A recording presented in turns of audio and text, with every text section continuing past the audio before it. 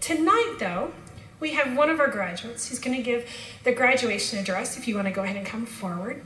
Hannah Turley. Hannah began her career in a Christian school, and then she made the switch to homeschooling, and I think it was a smart switch for her. There we go, Hannah. Hello, friends, family, 2017 graduates. This is exciting. I'd like to begin my little spiel with an all too familiar quote by Albert Einstein. Everybody is a genius, but if you judge a fish by its ability to climb a tree, it will live its whole life believing it is stupid. As many of you have found, one of the tremendous blessings that comes with homeschooling comes like that of a river that flows with opportunity. It bubbles with independent thought and spills over a freedom of education. Some of us have had to climb trees before, having attended real school, before discovering the alternative that is homeschooling. Some of us have been navigating the waters since the beginning. Regardless, we've come together today to acknowledge that people who wear pajamas all day and eat lunch whenever they want are in fact a real thing, and celebrate the accomplishments thereof. This one's for the fish. In this era, kids are more likely to remember a username before a first name. We live in an era where instead of Googling Dr. Seuss quotes, we go to our Twitter threads for graduation speech inspiration. True story. Apparently, we are also the generation that will be more likely to spend more money on Instagrammable avocado toast than savings for a future house. If you don't get that one, you can look it up later. So it's slightly terrifying to know that we too are responsible for the successes of future generations, which is both a daunting task and a dutiful privilege. It is about this time that we push limits, raise standards, challenge stereotypes. In fact, one of my favorite things about homeschooling, besides the fact that when people ask me where I go to school, I say my house, it throws them off every time. And also besides the fact that I don't have to wear a bra all day, which is like, great, ladies, I hear you. But seriously, one of my favorite things about homeschoolers is that they challenge stereotypes. Some of the most creative, imaginative, unique people I have met through homeschooling.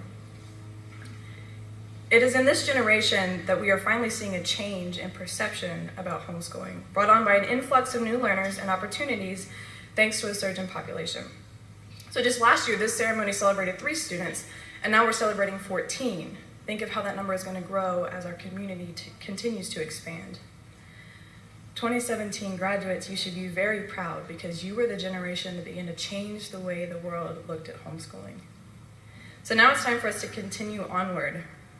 That may bring on a little discomfort with the excitement. We little fish must now swim in a very, very big pond. It is time to be thrown into real life now, as if everything prior to this moment were just some free trial. And that's a little scary. Change, even new beginnings, it can be uncomfortable. But here's the thing, you either live comfortably or you live. That's live with the Talieses. As Alan Alda advises, you have to leave the city of your comfort zone and go into the wilderness of your intuition. You can't get there by bus, only by hard work and risk and not quite knowing what you're doing. But what you'll discover will be wonderful. What you'll discover will be yourself. So graduates, I bid you go forth with bravery. While wisdom begins in wonder, so success begins with initiative. Let not hesitations bound you by the bones, but bear bold enthusiasm for the choices yet to come. The bad news is your success, it's up to you. But the good news is your success is up to you. You are entirely up to you. Your path, your dreams, your choices, they're up to you and you alone. So as you start your journey into the great unknown, throw away that store-bought map and draw one of your own. Graduates, go forth with passion. I have little patience for the idle of heart. Get excited for life and live it on purpose. If we're all born wild, then it's the world that tames us. So the choice at hand is to either be bridled or bask in the flame that cannot be tamed. For if we are called to be a beacon of light, a dim disposition will do us no good.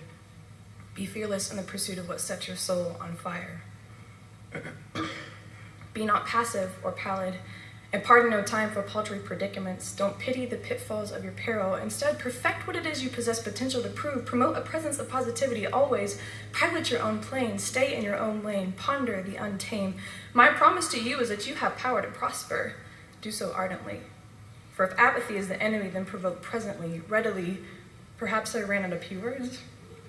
Graduates, go forth with kindness. Kindness is a language understood by all. The best of its kind needs no explanation nor obligation, just a pure sort of simple motivation. So when someone else lacks a smile, offer them your own. If you doubt a promising crop, then there are seeds to be sown. There is joy to be shown. There is love to be known. There will be times when you fail, but may the only times that you feel empty be a time when you are an empty vessel into which the Lord may pour his love and grace for you to spill onto others.